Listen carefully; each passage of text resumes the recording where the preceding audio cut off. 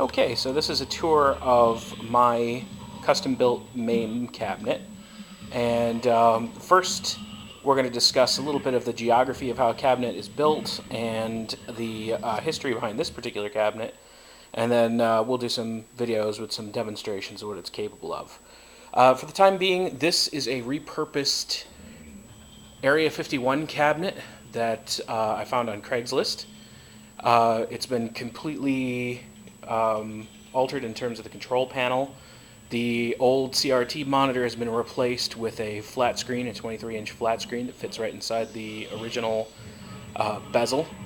And there are some major electronic changes to this, including an LCD bar that lights the marquee and a new set of internals behind the control panel here, as well as some cosmetic changes with vintage coin doors and some other minor changes we'll discuss in a second. To begin with, when you look at an arcade cabinet, you have the marquee, which is this area here on the top. You have the monitor.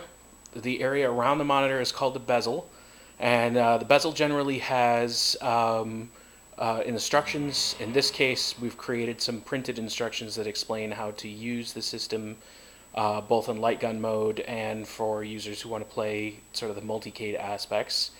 Then you have the control panel here. This is a two-player setup with 8 buttons per player, as well as the 1 and 2 player start buttons, and then what they call pinball flipper buttons down here, which are actually your add a coin buttons.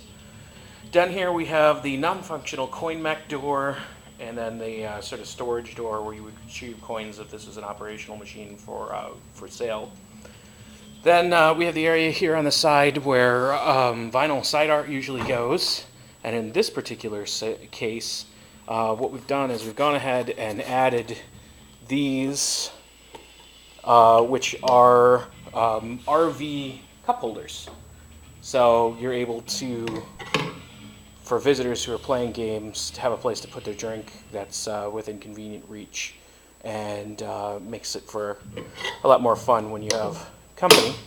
In addition, around the monitor, you'll see these 4 items that are mounted here. These are actually light sensors for the gun. So old CRT monitors operated on a light gun principle where a beam of light was shot from the gun when you press the trigger, reflected off the CRT and came back to the gun to let you know if you'd hit the target.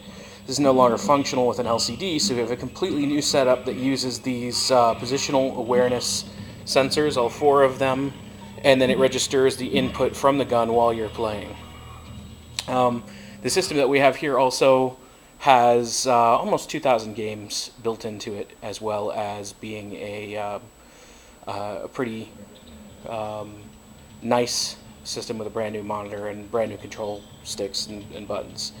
In addition, on the interior of this system, we have a surround sound speaker setup with a bass box.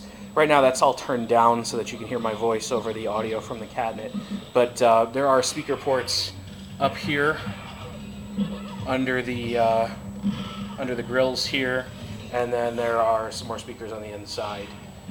As you can see, this vintage cabinet suffered some water damage in storage, and so while it's fun to repurpose a old vintage cabinet, often it's also much better to start with brand new wood and brand new hardware and start from the ground up. So both of those things are available.